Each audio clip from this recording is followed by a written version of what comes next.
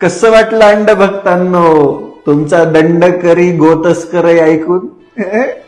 हा रिपोर्ट पण खरा आहे, खोटा नाहीये. हा काय कोणी आयऱ्या गैऱ्याने बनवला नाही, कारवानने बनवला असला तरी त्याच्यामध्ये सगळ्या डिटेल कोर्टामधून घेतलेल्या, न्यायालयामधून. जो ट्रक हैदराबादवरून गोमांस घेऊन मुंबईला निघालेला होता त्याची टीप लोणावळा पोलिसांना भेटली आणि पोलिसांच्या संयुक्त पथकाने तो ट्रक सिंहगड कॉलेजच्या जवळ हायवेवरती पकडला, ज्याचा नंबर होता NL01 AB 5853. ही घटना 10 मार्च 2022 ला पहाटे 3:30 घडली.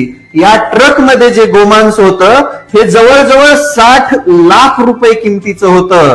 त्यानंतर 2-4 दिवसाने जेव्हा ही गोष्ट सगळीकडे पसरली त्यावेळेस ही जी कंपनी आहे रेम्बल ऍग्रो अँड फूड्स यांनी क्लेम केला कोर्टासमोर वडगावच्या की ही ट्रक आमची आहे आणि याच्यामध्ये गाईचं मांस नसून म्हशीचं मांस आहे.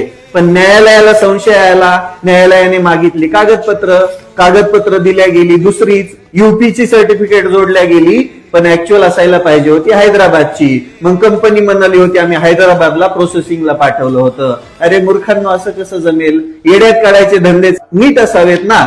मग याच्यामध्ये सगळ्यात इम्पॉर्टंट आणि मेन गोष्ट काय आहे माहिती का? या रेम्बल ऍग्रो सर्व्हिसेसचा जो डायरेक्ट संबंध आहे तो सियान ऍग्रो सोबत आहे, जी दंडकरीच्या घरामधली कंपनी आहे, ज्याची हिस्ट्री तुम्हाला सगळी माहिती आहे. याच्यामध्ये या रेम्बल ऍग्रोला जे काही कर्ज भेटले, जे काही सबसिड्या भेटलेत त्या सरकारच्या संमतीने भेटलेत. त्याचसोबत जे आतापर्यंत कर्ज भेटलेत सरकारी, त्या बँकेच्या चेअरमन दंडकरींच्या बायको आहेत. लई इंटरेस्टिंग गोष्ट काय माहितीये का? या रेम्बल ऍग्रोचं सगळं काही गोमांस कोण घेतं माहितीये का? मिथर इंटरनॅशनल म्हणून एक कंपनी आहे शारजामध्ये, ती घेते. आणि त्या कंपनीचा मॅनेजिंग डायरेक्टर पण कोण आहे माहितीये का? महेश कुमार पिल्लईच आहे. आणि हा कोण आहे माहितीये का? याच्या कंपनीला नितीन गडकरीच्या कंपनीकडून 2 कोटीचं कर्ज भेटलंय हो.